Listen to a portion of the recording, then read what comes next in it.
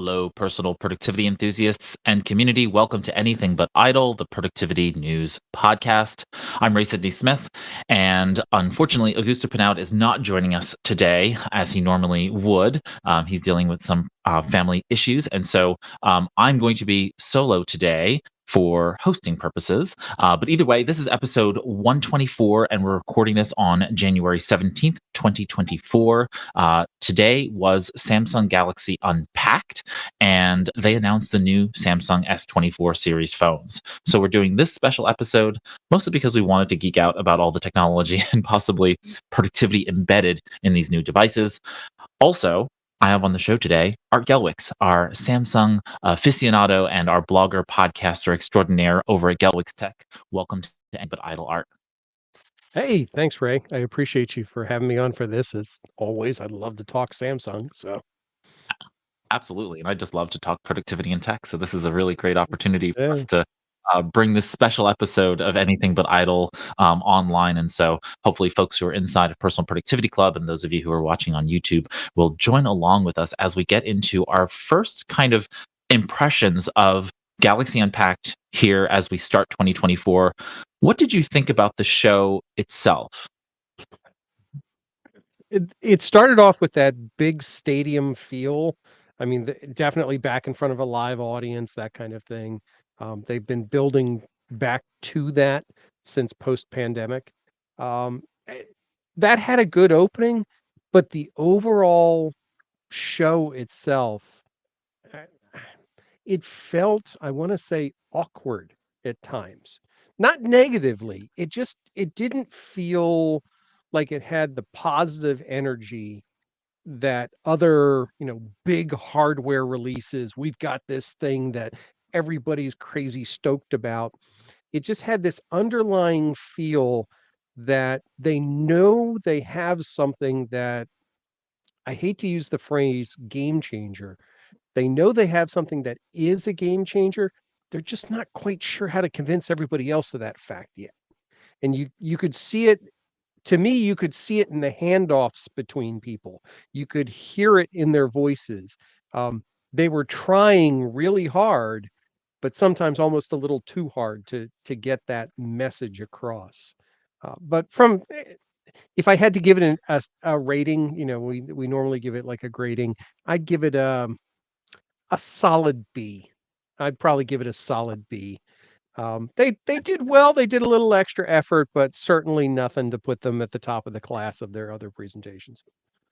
Yeah, I really found the pre-recorded material against the live speaking pieces of it very contrasted, and Mhm. that created a real, I don't know, it created a deleterious effect for me that I felt that the whole model of Galaxy Unpacked seems staid at this point. It seems a little bit boring, and the big screen, actually, quite honestly, was the most thing I was interested most in the curved display they had on the stage. That was the most interesting thing I found about really the presentation. There was a point where I actually found myself going, I miss the pandemic presentations. I miss the pandemic unpacks because they were put together a little bit differently. They had an opportunity to mess it up and come back and things like that. I did have to chuckle a little bit though. I watched the entire presentation live off of Samsung's site and they had closed captioning running.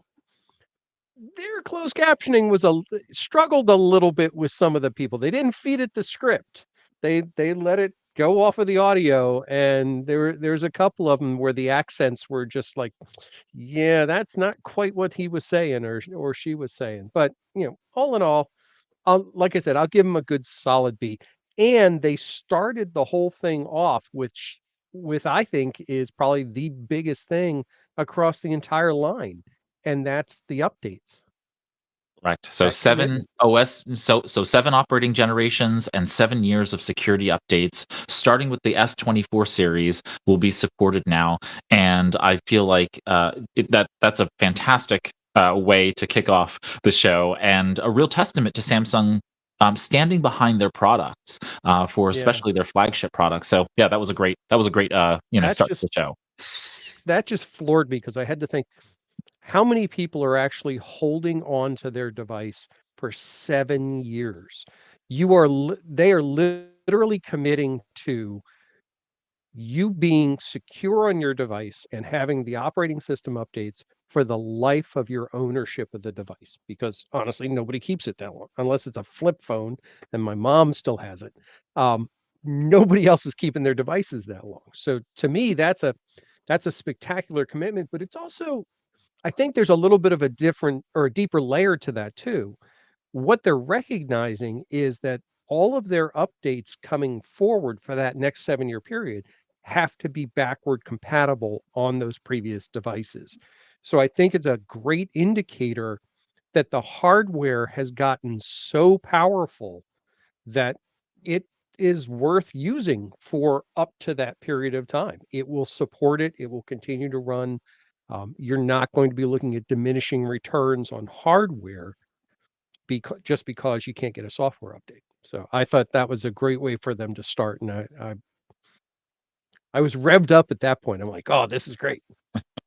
Yeah, the cynic in me, of course, understands that people typically, especially in these flagship phones, are keeping their phones for 18, Mhm. longest probably 24 months, and so they know that people are already doing that. But that means that these phones are being handed down as secondhand devices to, uh, you know, uh, whether that be spouses, partners, sisters, siblings, and of course children. And so these devices need to live longer because they are being passed down to other folks. And this gives a little bit more longevity to those devices. And I think you're right. The hardware is good enough that, especially with these new SoCs that are really stellar, even after they burn for several years, they're still going to have enough oomph left in them that it's going to be good enough for your daughter or son or otherwise to kind Mhm. of use for a couple more years before you have to kind of turn it in and hand it along.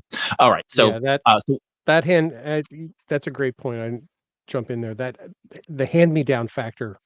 I didn't even think about that, but that's now you've got a device that is worth handing down. Okay. right, yeah, and of course I'm very much concerned about giving a hand me down that's not going to get security updates, right? And that kept being the Right. problem. Right. So Right. I don't even care about the OS generation updates. I really care about the security updates. Mhm. But I'm really glad to have the 7 and 7 so that you really have strong support there. All right. So And then they and this is just to jump in there. This is a kind of an underpinning of multiple times throughout the entire event. Security was raised. Security was raised as a feature and as a factor and as a requirement, which again made me feel pretty good. Absolutely. So they kind of segue us into really the flashiest piece of the show. I think, and that is all of these new call functions that allow to utilize AI on the device, so that you're able to do things like live calls where you have real time translation happening. They call it Call Assist. There are 13 Mhm. languages that it currently supports out of the box, and they also provide text translations using the Samsung keyboard. So, what did you think about the live call demo that they did on screen? I think that the demo is a great indication of where AI will make its difference in these devices for a couple of factors. One, the demonstration itself was interesting, but it's similar to other demonstrations we've seen, such as when Google initially released their earbuds. It's that live transact or translation back and forth. That's great, but there are some factors in this that I think really differentiate. One, all of that is being done on device. It's using Gemini Nano from Google to do that AI component within the device itself, which means that only one device in the equation needs to be able to do that language processing. So, and as they called out, it'll work even all the way if the other person's using a landline, which makes perfect sense. The second thing is it looked very smooth. Um, Previous translation mechanisms have been kind of jerky, a little herky jerky. There's delay. You weren't totally sure. This gave you a sense of confidence that the translation was happening and it was accurate. So I have to say I do like it. I don't really have an opportunity to use it, but I really can see for somebody who needs this kind of functionality, this could be a significant feature for them. Yeah, I'm currently using this feature inside of Google Translate in meetings currently, and so it's very similar, except that Mhm, that's all happening on the chip. It's happening, in this kind of sandbox environment, and as you said, you don't have that latency issue of having to worry about translation going up to the cloud, being translated, coming back down from the cloud, and then being spoken. But the idea is that you have the choice of speaking. It then does the translation and speaks it to the person on the other side, or turning off your voice and their voice altogether, and all you hear is the translations between the two. So they're hearing the mhm. translation in the language of their preference, and you're hearing the language in your preference. And so it gives you a real powerful capability there. It even remembers which languages you used with that person in the past. So when you call them back, it basically picks up where you left off. Those are the little things that I think make a huge difference with this kind of thing. When they start to tie that to a contact record so that the system knows when you start talking to that person, you call that person, it needs to do that translation in real time from that language. That's huge because it becomes more transparent, and I think across the board, that's our expectation or should be our expectation of AI. Not that it's going to stand up in the middle of everything, but it's the grease on the wheels. It's what makes everything just kinda happen, and I think this is a perfect example of how that can function. Right, and I know that right now everything is going to have the word AI in it. Once upon a time, we called AI programming languages. We called it Mhm. code. So it's just basically a new iteration utilizing some of these large language models and other models that are coming online. It's just code, and so we are seeing a lot of this being done because it can process such a large amount of data and also start to do some interpretation that is novel in a lot of ways. And so I like the idea of being able to transact in multiple languages. I really enjoy the text translation features built into Samsung keyboard. So you can type in one language, you see it in your native language below it, and you're just typing, and you're just having that Mhm. conversation. Again, I use something similar currently in the Google keyboard. So folks who don't know, if you're using Gboard, which is an application you can install on Android and iOS, the Gboard application itself has a Google Translate function built into it. You just click on the little on the little bar icon, there's a little four widget icon, and then you'll see the little translate button. You click on it, type in whatever language you'd like, and then you type in, it automatically translates into the language that you want to. But what I liked about the Samsung keyboard demonstration was that they had that kind of layer, right? So you're seeing both Mhm. languages side by side, kind of the way in which Facebook and other social networks have applied that level of like clicking on a button and you can see the translation, and then you just are kind of continuing the conversation without really a lot of slowing down of things. Whereas with this, you're only seeing the translation you just typed in, not both your language and theirs. So you have to remember what you typed, which can be difficult if you're Right. typing in a language that you're not comfortable in. Like for me, that's Russian or Japanese or something like that. You're typing to somebody and you don't know what you just typed because you typed it in English and now it's only showing you the kanji. That's a real problem. Exactly, and I was just thinking about that with, English to Korean. I mean, you've got a language there that doesn't use the same letter structure. So you have no context whatsoever. You don't have that feedback. So yeah, it's definitely worthwhile, I think. And you're right. I like the fact that they called out that it's now built into the Samsung keyboard. That's not the only time that Samsung pushed one of their own apps as part of this presentation, which I thought was interesting because as of late, they haven't really done that. They haven't really showcased their own stuff. They've always been showcasing everybody else's, but there were 2 other times that they took apps that are just Oh, yeah. built in and kinda elevated them to a higher platform, and I'm like, "Well, okay, that's good." Yeah. I'm going to skip to one of those, which is when they talked about speech to text and also their note Mhm. assist capabilities, because they really talked about the flavor of Samsung Notes and how it really shines now. Talk to me about what you thought were kind of the key points of them talking about the speech to text and the note assist capabilities.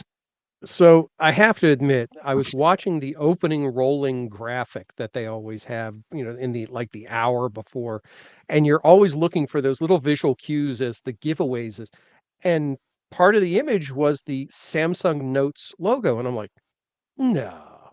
They're not going to talk about they can, no, can't be. Sure enough, they brought up, and what they brought up about Samsung Notes is the fact that one, it can do handwriting realignment. It can summarize the notes that you've taken. It's they're building that functionality into this tool, and I think that's fascinating because they've been so much. The last time we went around, they were touting about how we're integrated into OneNote, and we have this. They've never really given Samsung Notes its own place on the stage, and now it's one of the first apps to get this kind of AI functionality. And I think it'll be interesting to see if this just happens to be an app that had a use case, or are they planning to make it bigger and better and more important as part of this overall platform equation?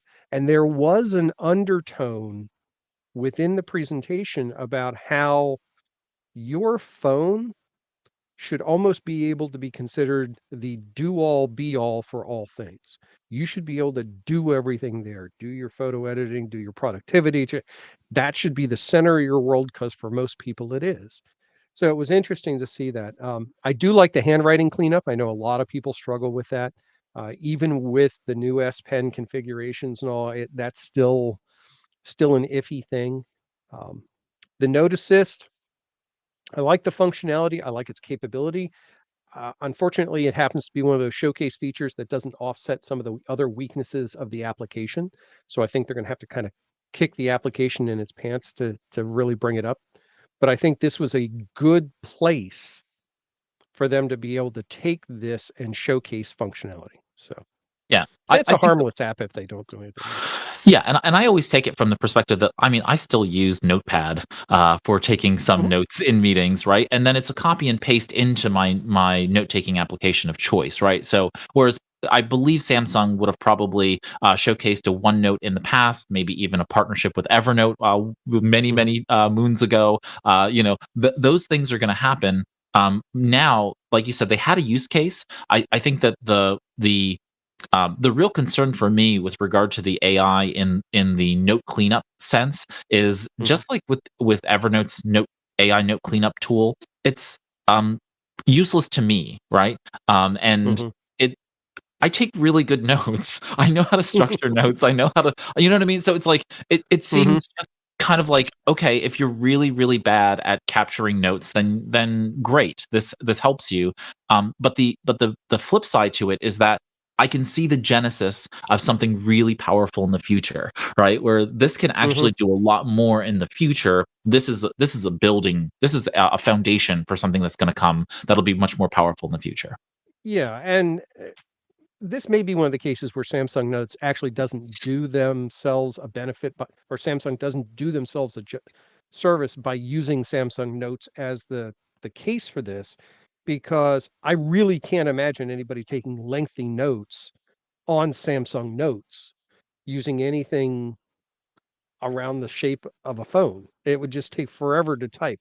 The keyboard interface, it's just it's not a good experience. I'll admit that. However, Samsung Notes, if you're in the ecosystem, and they've made it so it's only in the ecosystem, you can get to Notes on your tablet and on your Samsung laptop.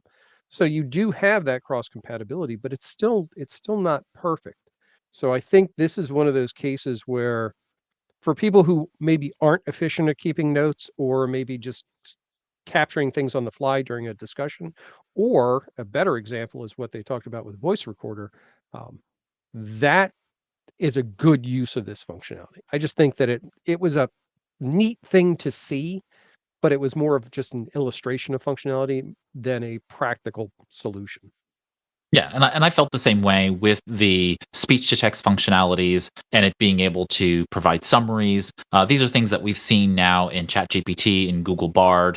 We've seen that Mhm, in Anthropic's Claude, and many other kind of chatbot focused mhm, AI tools today. And one thing I wanted to step back in is they actually showed in the demo their photomoji capabilities. And again, this is just bringing that mhm, flavor of AI and how they're handling it, photo editing and video editing and so on and so forth. We'll talk about that in a bit. But the idea was that you can now take kind of a section of a photo and turn it into a kind of a memoji style image Mhm. that you can then post into the chat utilizing Google Messages. It's a really, really powerful tool. It takes a lot of work under the hood to make it happen, and it looked pretty seamless. And so I'm really looking forward to seeing folks with Samsung devices utilizing that and seeing how it works across device. Whether it's only going to be within the ecosystem that it actually looks good, if it's just going to text message be an image, or is it going to actually give me any other flavor of what's going on under the hood on the other side within Google Messages. I'll be curious how that will all work. This is a feature that could be very strongly supported by the RCS availability through messaging. Without that, it's gonna be kinda useless. It's just a flat image, but the fact that RCS is now standard across the back, that makes a huge difference for this kind of feature. I personally, I don't see a lot of use for it because I don't really use that kind of capability of it, but I know a lot of people who would just live for that. I mean, that every other thing would be that kind of thing coming through. And again, RCS is gonna make that really powerful. Yeah, it's not going to be supported by SMS or MMS anyway. It's going to be supported by the RCS protocol, and I think that it would be really good. But I just wanted to make note of that because Mhm. I know it was kind of interesting how they pointed that out. Back onto the Yeah. note assist piece and taking notes by hand. I know that you and I would never do that. It's not a comfortable experience to do that on your phone. That is taking lengthy notes or Good copious stuff. amounts of notes on there. But I will say that there are a lot of people who do, and there are a lot of people who are of a younger generation where that is the only device they're utilizing, Mhm, and so therefore they are doing it there. I see it all the time in seminars, and I'm baffled because I see them, two fingering like mhm, notes, and and it hurts my heart to watch them doing it. Uh, I'll say this though: the idea behind something that can fundamentally capture audio, capture the various photos. So say, mhm, someone pulls up their camera, takes a photograph of a slide that I might have up on screen, and is also taking some lightweight notes. This is the part that I think, from a productivity perspective, can be really powerful because mhm. it knows all those three pieces of data have come into the phone in that time signature, in that time period, and so it can then go ahead and bring those pieces together and potentially provide me with more rich information than before. And I think that's the real thing that I hope Samsung does. And if we keep Samsung Notes in its proper context, it is not designed to be an Evernote. It's not designed to be a OneNote. It's not designed to be a Notion or anything else. It is a very powerful competitor to like an Apple Notes or a Google Keep. Um, and it's designed, remember, for the S Pen. That's what they want you to use it with.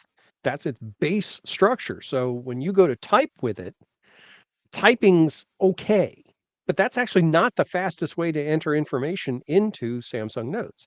So when you start to see it doing things like cleaning up your handwriting, well, what they didn't mention is when they clean up your handwriting, there's a tap button that converts that handwriting from um, handwritten to text, and it'll do it right on the page, and then you move on.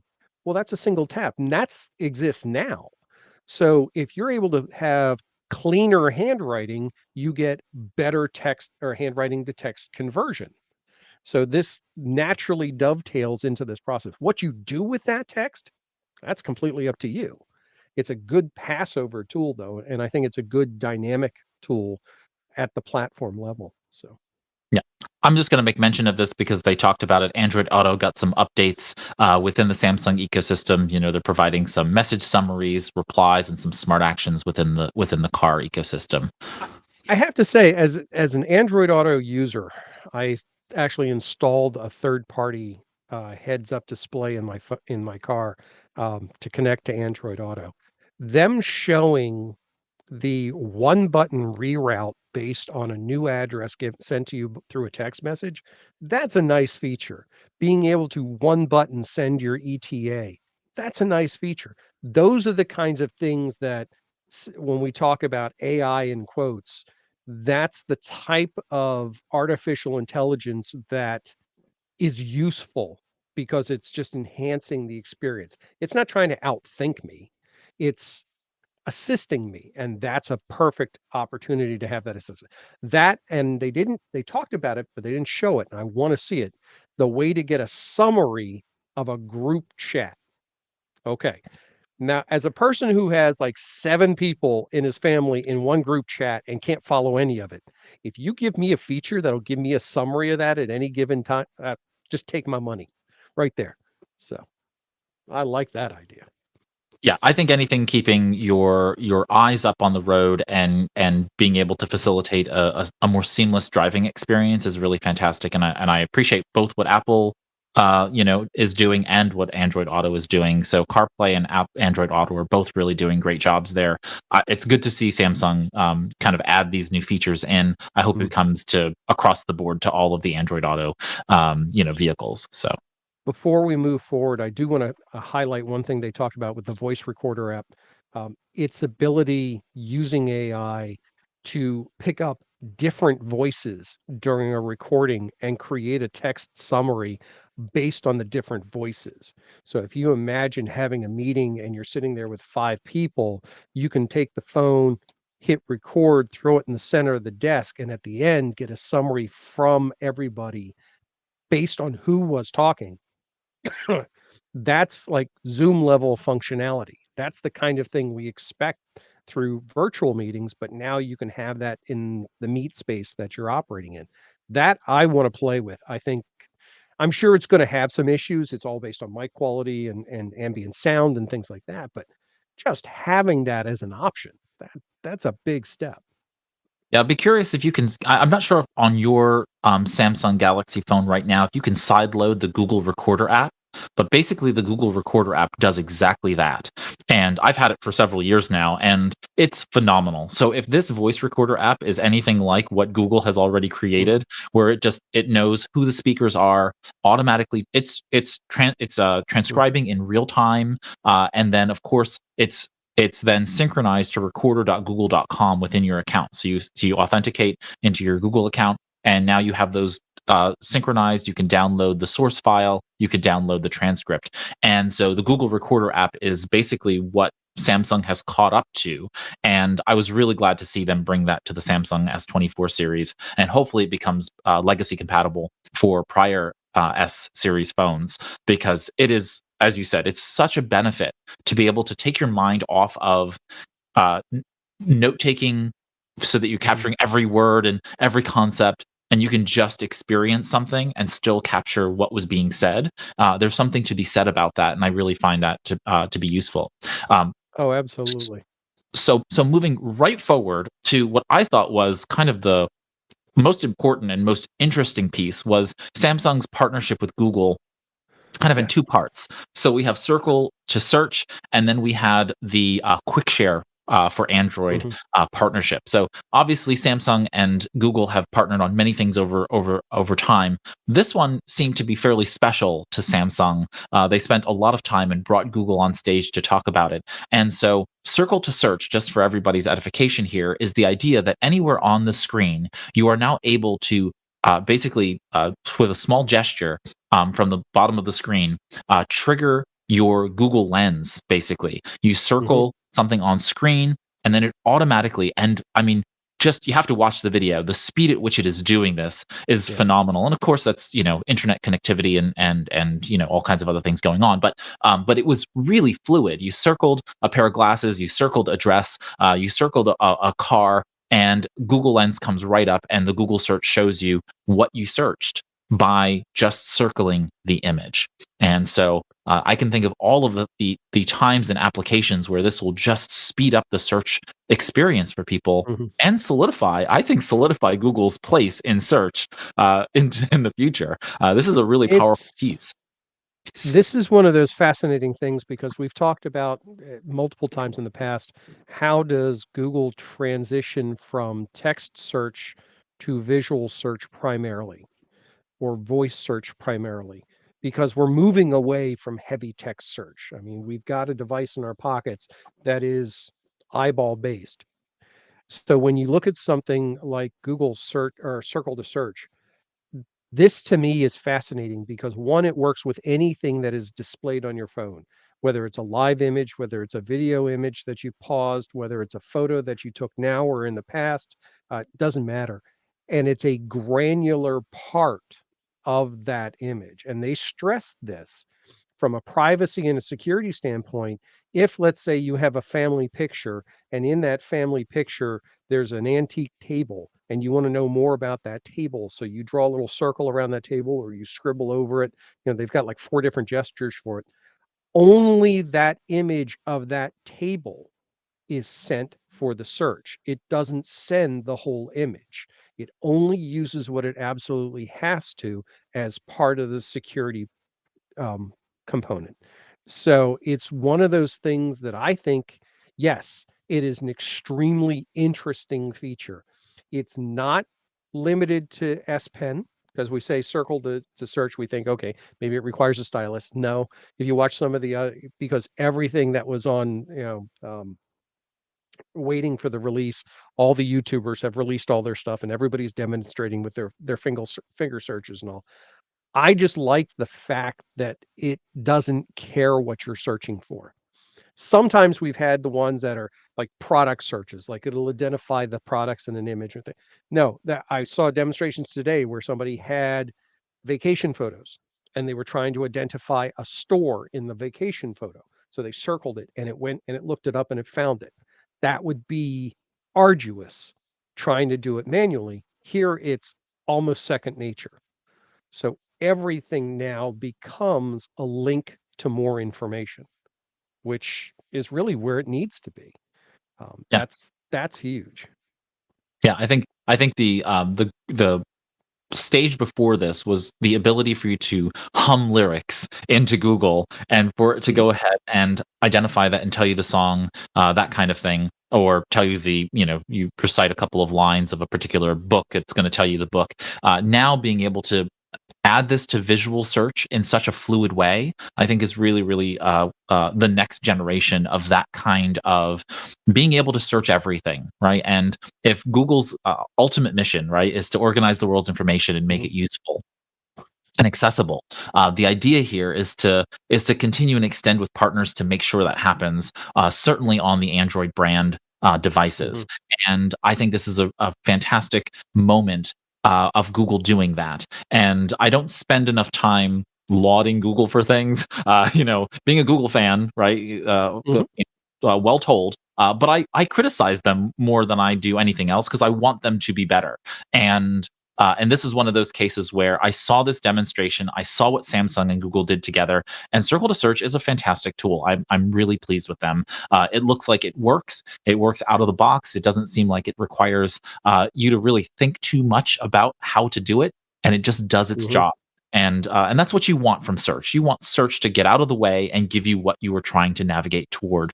And so I'm looking forward to seeing more of that, especially in home assistant search, where you might say, "Hey, Big G," and do a search, and Mhm. just a lot more fluid with regard to navigating between the mobile device and voice search, and then of course visual search on top of that. So I can take a photograph of something and for it to automatically just do what I need it to do without. And this is where AI can really be powerful here to make sure that we're getting moving forward on those pieces. All Yeah, right. there's no question. Um, you want to talk about the other one, quick share? Yeah, let's do it. Google AirDrop, because Yeah. that's what it is. Okay, so let me just clarify to anybody who isn't familiar with what quick share is, and I just kind of gave it away there. If you're in the Apple ecosystem, there's a thing called AirDrop where you can send whatever, a file, media, image over to another phone device, another iPad. Samsung has had quick share for a while, and you can share between Samsung devices. And I use it a lot. I use it quite a bit, and it works really well. It is consistent, it's bulletproof, there isn't a lot of configuration or anything, it just kind of works. In the middle of this, Microsoft tried to do something and is still doing something with a drop function in their Edge browser. So it's like, oh, okay, wait, we have something now that's a second one. Well, Google and Samsung supporting Quick Share as the standard for all Android devices. That meaning that Google is saying that we will use this to allow any Android to send to any other Android. That's huge. That gets rid of this whole issue. You don't have to text people images anymore. You don't have to email the images anymore. You can use a tool that is basically bulletproof for that transfer. And it's about time, but to see that kind of throw in behind it, honestly, did not see that one coming. Did not see that quick share would be one of those big things, but as an advocate and as a user for it, oh, it's fantastic. That's great that they're doing that. So it sounds to me, and clarify me if I'm wrong, they're bringing the nearby share features of Android underneath Quick Share, and Quick Share is Mhm. basically becoming the all-encompassing tool for all of the pieces. It's fantastic. Yeah, Yeah, like it's number of times you're just like, I just want to give you this file, right? Mhm. And all of the rigmarole that is required for you to be able to do so. This really flattens the playing field on the Android side, and so I think again this goes to Samsung and Google understanding their competition. They Mhm. understand the need for them to be able to continually collaborate, and it kind of is a it's an olive branch. I might be reading too much into this, but it's an olive branch to Microsoft in a lot of ways Mhm. because it's Microsoft an opportunity now to embrace quick share and kind of get rid of some of their legacy features on the Windows 10 side Mhm. and Windows 11 side. So I'm hoping that they see this as an opportunity to really help the entire ecosystem outside of the Mac OS and iOS and iPad Mhm. OS system to really have a strong function for being able to share files again securely, conveniently, and just seamlessly. Right? You want it to be a seamless experience for people. So, and here's where I think the game changes significantly is because it's not gonna take long for somebody over on the Apple side of the fence to write an app that will allow you to receive and send based on this quick share. I don't want to call it a protocol, but quick share standard, because you don't have to follow the Apple rules of sending and receiving through AirDrop. Now it's basically like a messaging app. So I would expect in fairly short order to see somebody or multiple apps over on the Apple side to start to tie all these pieces together now to be able to send things through all of this. Now, there's still, there's security and controls and file sizes and things like that. But just to give you a practical example, over the summer, I shot a video that was close to a gig, used QuickShare to send it to my tablet, edit it, and send it back to my phone for then publishing out. It just never had to go to the cloud. Didn't have to worry about Wi-Fi connectivity or anything else. All happened locally. It is absolutely a great way to handle this kind of interchange. So yeah, it made me really happy to see that. Yeah, and so I alluded to this earlier when I talked about the photo emoji, but the whole idea now is that the Galaxy line of phones is bringing online in the S24 series photo editing and video editing capabilities that are supposed to be professional level. And again, high level processing being done right there locally on the device so that you can really have great images and great, moving images, video. Produced right there on the phone, akin to again, they're competing with Apple's notion of using your iPhone as a cinematic camera in a Mhm. lot of ways. Right? They want to really help bolster their opinion there. So they're giving us new quote unquote AI photo editing capabilities. Right? They show that wonderful Mhm. option of being able to circle a person and drag them up closer to the Mhm. to the basketball hoop, which again is an outright lie. Clearly, they weren't that high, but whatever. They're making fake images. But the one the example that I liked was where the person was in the image and they had kind of their own reflection behind them, and you kind of wanted to Yes. get the reflection, and it was really well done. Just that's a great example of just like you want a cleaner image. You don't need that reflection of the Mhm. person behind them, and they kind of clean that image up. And I think more of that is going to be really powerful and impressive. The two things that were interesting about that particular example is one, The system made the recommendation.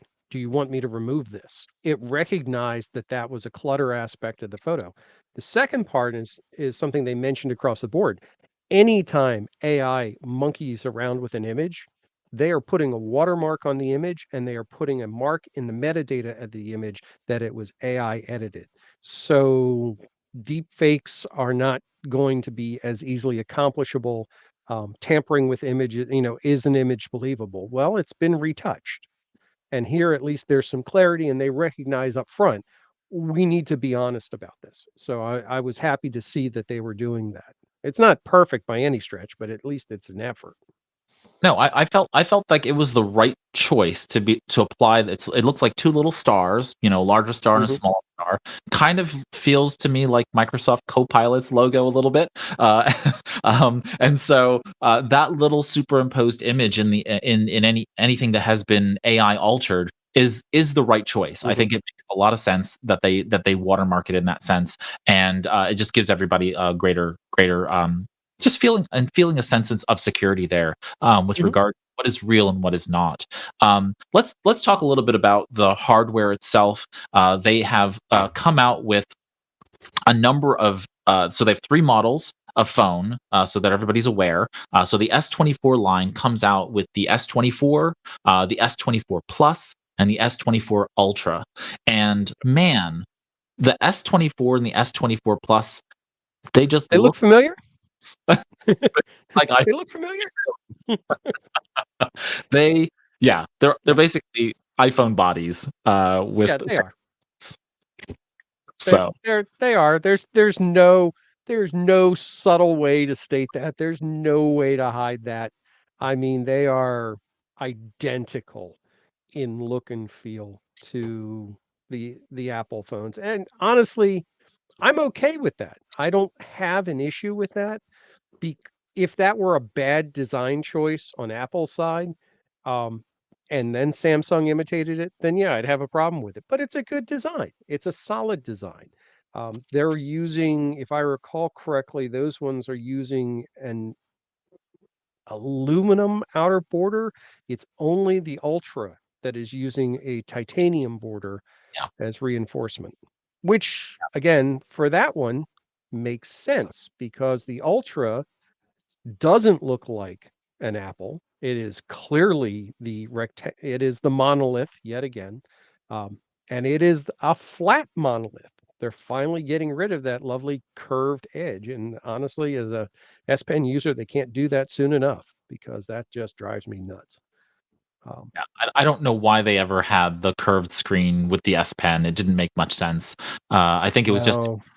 and so I'm glad to see it gone. I'm glad to see the flat design. I'm glad that the S24 Ultra at that price point has the titanium edges, right? You're gonna have a Mhm. little bit of longevity with the device, especially if you're gonna want to have that again, just live on a little bit longer. Mhm. It's nicer to have the corners of your device be able to take a little bit of a beating, that the corners of the S24 and the S24 Plus are not going to hold up to as well.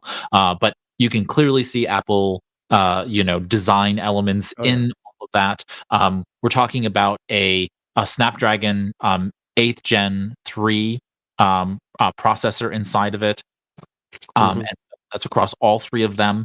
The sizes of the screens go from 6.2-inch FHD to 6.7 QHD, and then 6.8 QHD on the Ultra. Yeah. So we're incrementing up in terms of the screen size. Battery sizes are going from 4K milliamp per hours to Mhm. 4,900, then 5,000. So you're not getting that much more battery out of the Plus to the Ultra, but hopefully there's some Well, they efficient. did call out Yeah, they did call out the fact that they're gonna leverage their AI processing to help optimize battery usage. So I would expect a bit more.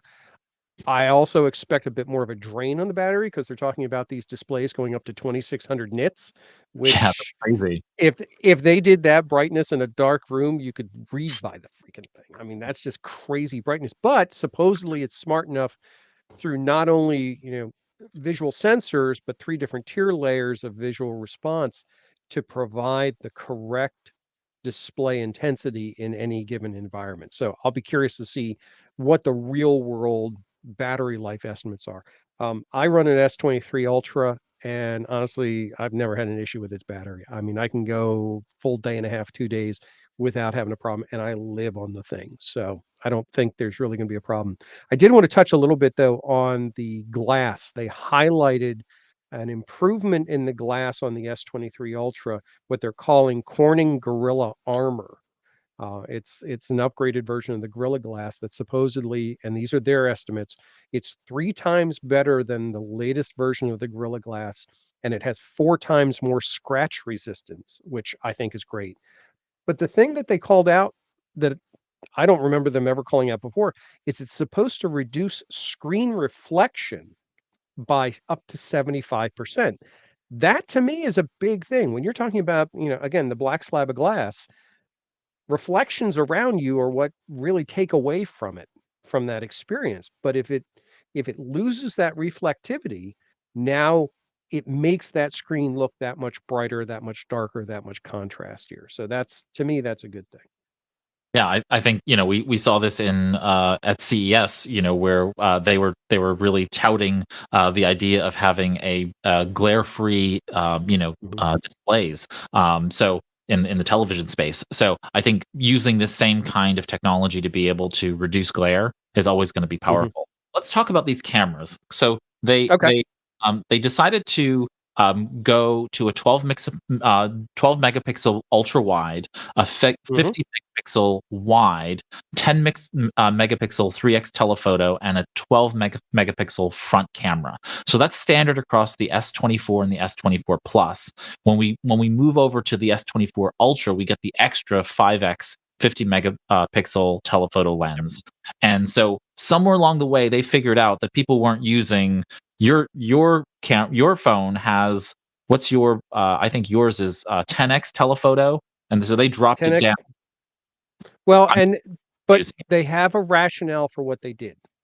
And this is the rationale, and it makes perfect sense when you play around with the zooms on these. That change to a 5x 50 megapixel, what that allows them to do is to do a full zoom in at 50 megapixels and then pull into just the center down to 12 megapixels without losing any image quality. So you pick up the equivalent of that 10x zoom without having that digital rendering version of the zoom.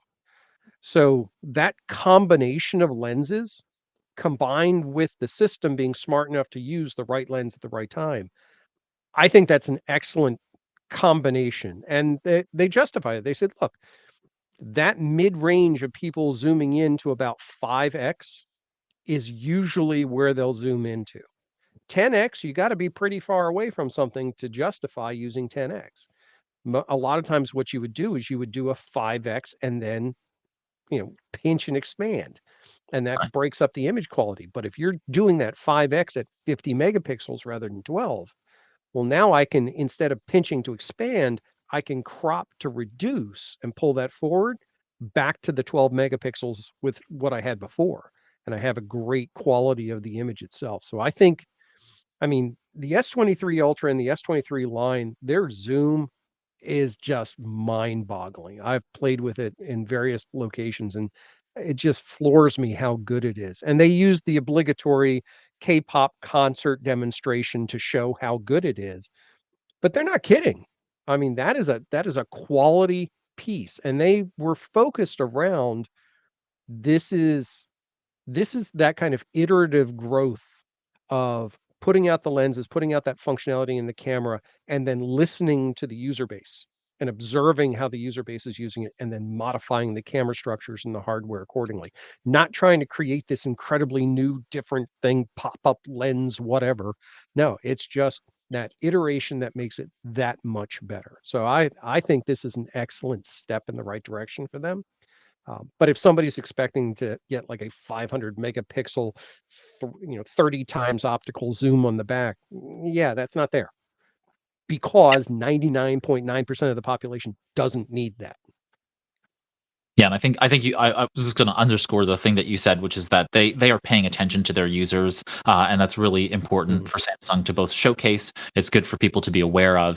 The one change in the Ultra from the other specs is that their megapixel their wide lens is 200 megapixel over the 50 Mhm. megapixel wide lenses on the 24 and the 24 plus. So you're getting definitely a bump up in terms of capabilities on the number of lenses and the megapixel density on those on that wide lens. And I think it'll time will tell us whether or not that makes sense. But I think it makes sense that they paid attention and they really watched what was happening on users' devices and made those adjustments. I Onto I memory. think just one last thing to call out, if you take the 3 devices and put them side by side, this is clearly another statement of Samsung saying S23, S23 Plus, S23 FEs, S24, S24 Plus, those are the general population devices. The Ultras are just that. Those are the pro devices. Those are the high ends. We're putting the big guns in there, putting the heavy duty stuff in there. And visually, they look like completely different phones. Functionally, they look like they're different phones, even though they work the same. So to me, I think again, as a longtime Note user, since they killed the Note line, this again is another statement of saying, hey, this is the big boy on the block, and everything else learns from this. So Yeah. So memory and storage wise, they're starting out at 128 gigabytes, going up mhm, to 256. It's 8 gigabytes in terms of RAM on the devices. mhm. I'm curious on the S24s what that means, but I'm guessing that a lot of this is being pushed down to the different chips, and so it doesn't need as much on the primary. I'm not sure there. Yeah, the 8 gig of RAM, I don't think is an issue. I can't see anybody who's getting an Ultra getting 128 gig of storage. If they do, they're just asking for aggravation.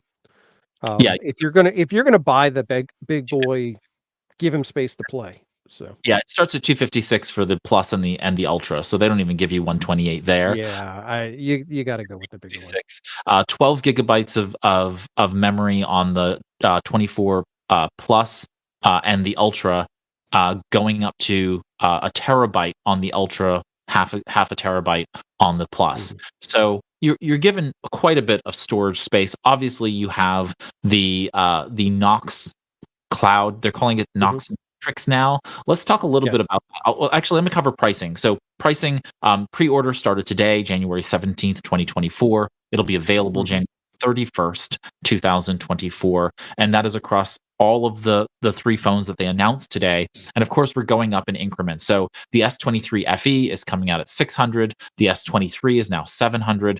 The S24, 24 Plus, and mhm. Ultra go 800, 1,000, and $1,300 starting out. So it gives you Which lots of is different reasonable.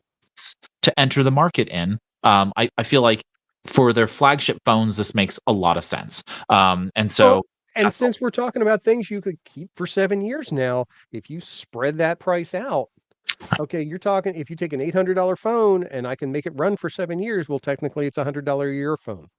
Exactly. Now we've got a different conversation. So, Right, exactly. That S24, you're starting out on the baseline. That's 800. You can spread that out. It's 110-ish dollars over the course of that time frame.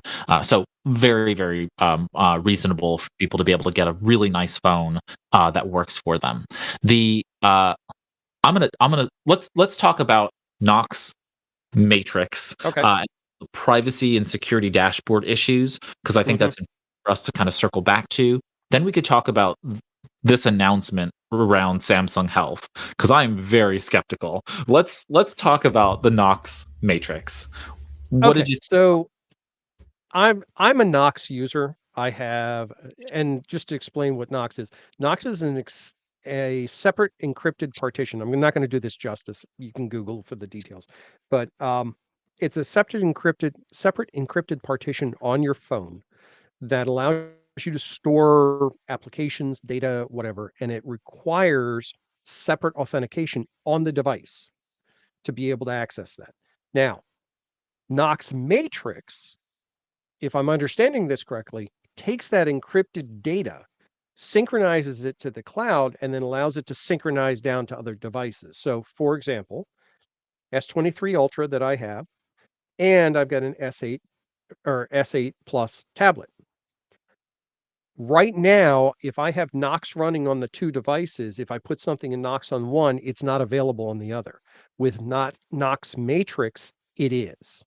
So think about a highly secured, encrypted storage that replicates across your devices.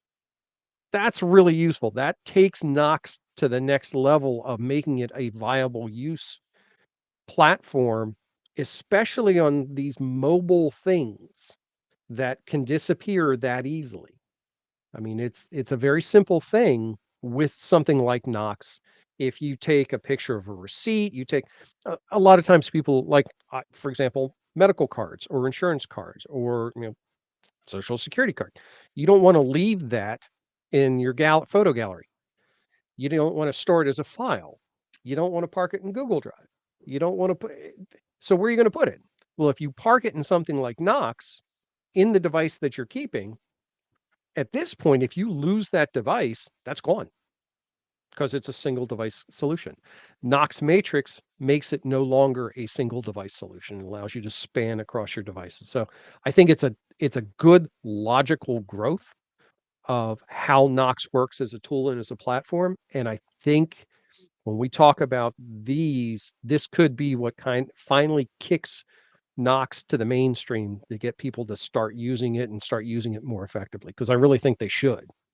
I mean, it's a much better solution. I've started migrating a lot of the private information that I would park in secure cloud-based services over to this because you see how those secure cloud-based services are struggling so much with breaches and things like that. There has never been, to my knowledge, and please, comment if I'm wrong, but there's never been a Knox breach that I know of. That's fantastic, and hopefully there won't be, because really Samsung's reputation is on the line here, as it Yes. relates to their capabilities of security on the platform, and I do trust Samsung to be able to make that work. So that's Knox Matrix and this whole piece, Mhm. and that leads us to kind of, unless you wanted to talk about anything else, they talked about Samsung Health, and I wanted to close out the show because they announced a new product very vaguely, but Mhm. they talked about some interesting pieces about utilizing Galaxy AI on and with the Samsung Health, and so I'm a former Galaxy Watch wearer, and I've Mhm. moved now, of course, the Pixel Watch line because I have a Pixel phone, and so it was interesting to see how Samsung kind of had their flavor of Samsung Health. What are your thoughts, being a Samsung Health user, with these new features? I I use Samsung Health every day, all day long. I have it on my watch. I use it constantly. I do things like checking EKG, checking heart rate, checking stress, water, all the things. Check all the boxes. Yeah. So, does this help? I like the idea that AI, in quotation marks, will help with the interpretation and aggregation of that data. I like the fact that they're talking about doing things like monitoring heart rate while you sleep, because currently it doesn't do that. And that's a really useful thing. And they brought up the point of sleep apnea and stress, how much of a thing. I'm like, yeah, good use. Good use case. They talked about a medication tracker, a reminder. I'm like, that's fine. That's an app. And then they brought out this thing called My Vitality Score. Okay, I appreciate the fact of coming up with something like this, but unless you're going to have some really thick transparency on what this score is, how it's composed, what it's based out of, what it impacts, how do you react to it, it's just going to be another made up medical number. So I'm not sure how that's going to come across, but I highly want to reserve judgment until I see this stuff in place and in action.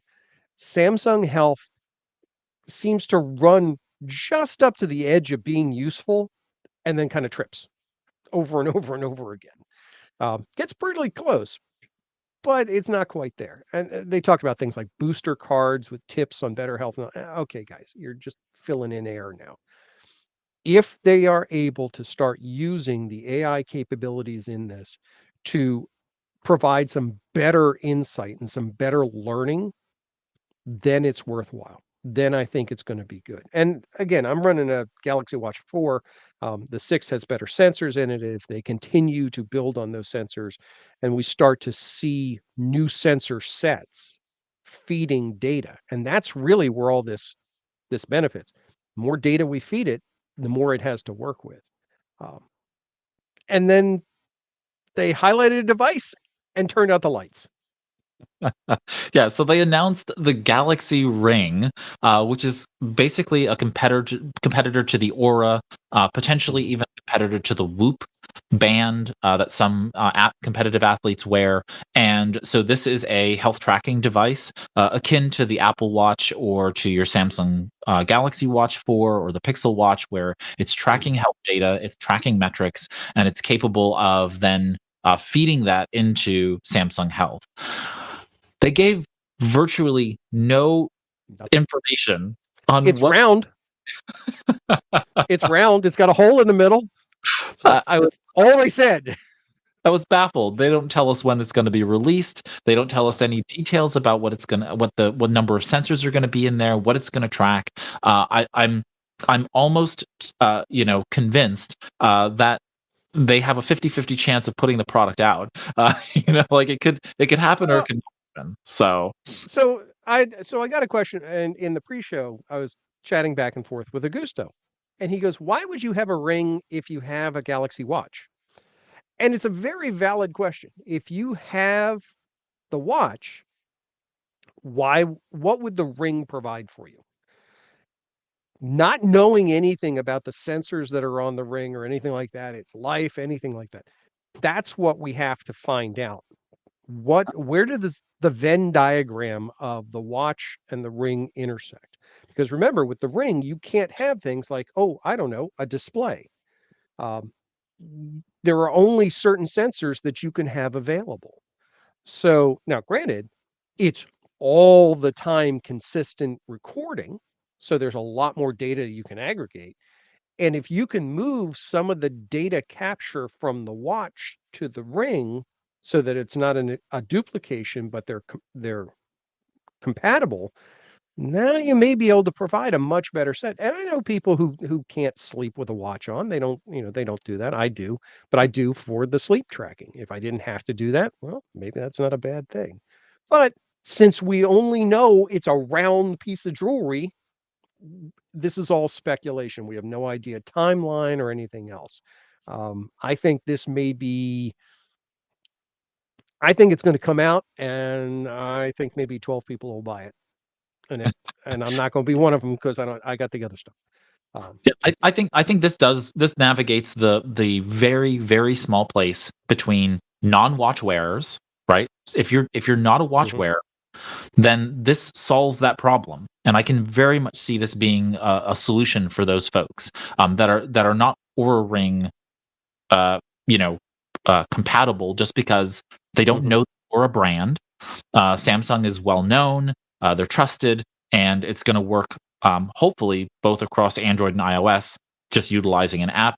It's probably not going to Yeah. be as strong in terms of data collection, but really, the ring will still capture data based on the sensors that it Mhm. has, which means that it can do some really good stuff there. You're right. There are opportunities where I'd like to take my watch off and go to sleep, and wearing the ring Mhm. for that problem.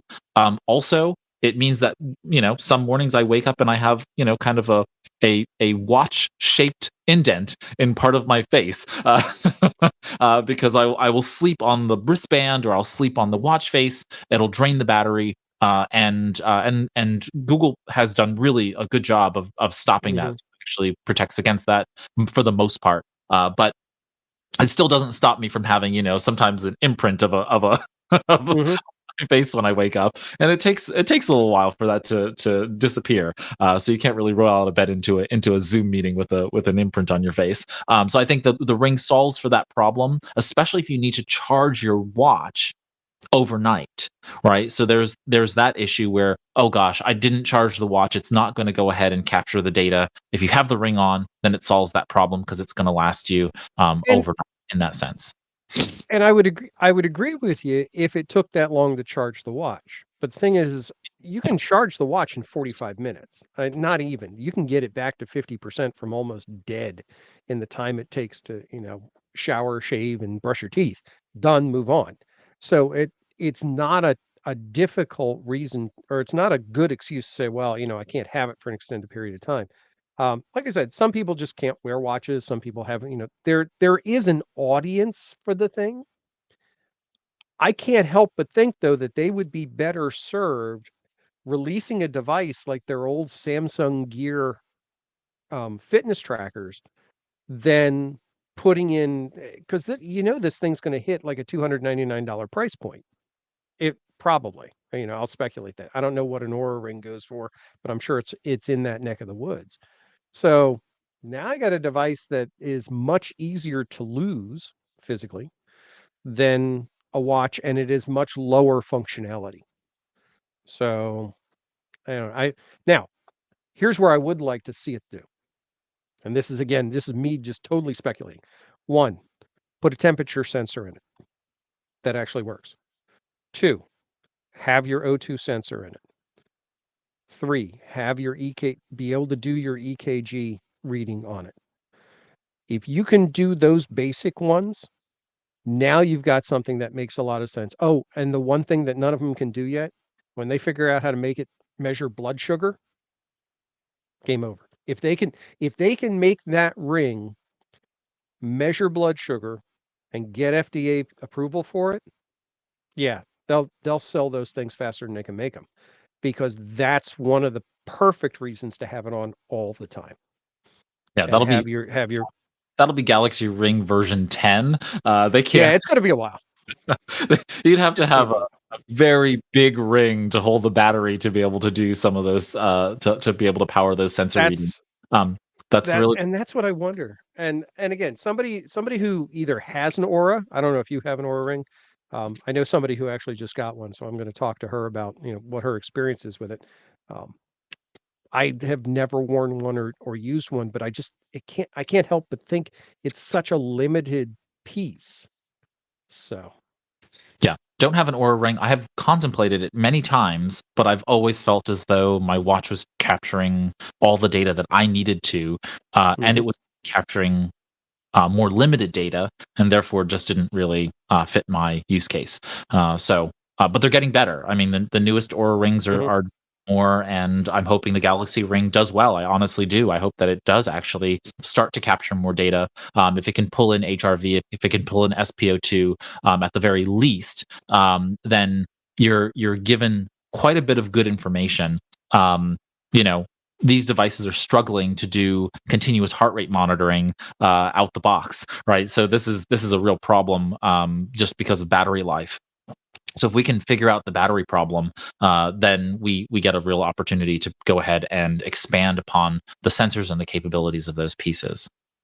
So just out of curiosity here, I'm looking at let's see, looking at the patent related to it. Um, supposed to, yeah, everything we talked about, sleep apnea, blood oxygen changes, maintaining heart rate. Those are kind of niche things for a ring type device, because you could go, if that's all it's going to measure, then yeah, it makes perfect sense. And it doesn't have to be, we think about a ring as something you're wearing all the time. It may be an intermittent device. It may be the thing you put on when you go to bed. Right. Exactly. And that does that measuring set. Well, now you don't have the watch to deal with or anything else. It's like, okay, that may be, and then you can let the watch sit and charge overnight. So it may be a very good complementary device Right. rather than competing. So we'll Right. see. And so, also, like, complementary in the sense that, like, if you get a weird reading on the watch because there's a malfunction, the ring can Mhm. also take that reading and tell you, "Hey, you're not having a heart attack. You're just working out."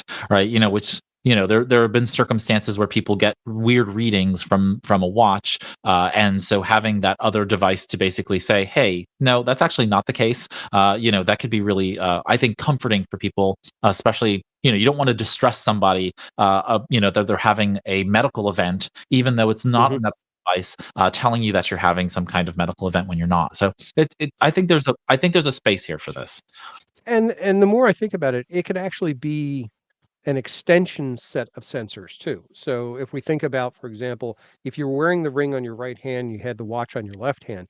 Well, now you have a separation where you can do the body mass calculation without having to stand there with your two fingers on the watch. You can just say measure it, and it can measure it on its own. It can spread out the heart rate measure, and it can do water calculations and everything because it has an extra set of sensors to work with. And maybe that's what this becomes again, is an extension of the sensor set rather than just a dedicated piece. I'd be Yeah. curious to see. Yeah, we'll only see once they get it out into the world and we actually see it being used in a large scale population among the 12 people who buy it. So, I'm all gonna right. hear about that one. I know, I know. We are coming to a close for this commentary on the Samsung Galaxy Unpacked January 2024 event. Thank you, Art, for joining us here My for. pleasure. Thank you very much. All right, everybody. We are going to close out. As you all know, you can follow us on socials. If you're inside Personal Productivity Club, you're where you need to be. Feel free to follow along with us there. We're currently not putting out new episodes on a regular basis, but I think this is kind of fun for Augusto and I, when Augusto and I are available and these large scale events are happening, to kind of poke in and do these special episodes. So we're going to do that for now until we're able to come back and have enough time to do anything but idle justice in a full-time perspective. So you can follow us on social. You can see the links and so on and so forth in the show notes once those are out. But either way, I want to thank you for listening and watching along for the Anything But Idle Productivity News podcast. Until next time, here's to your productive life.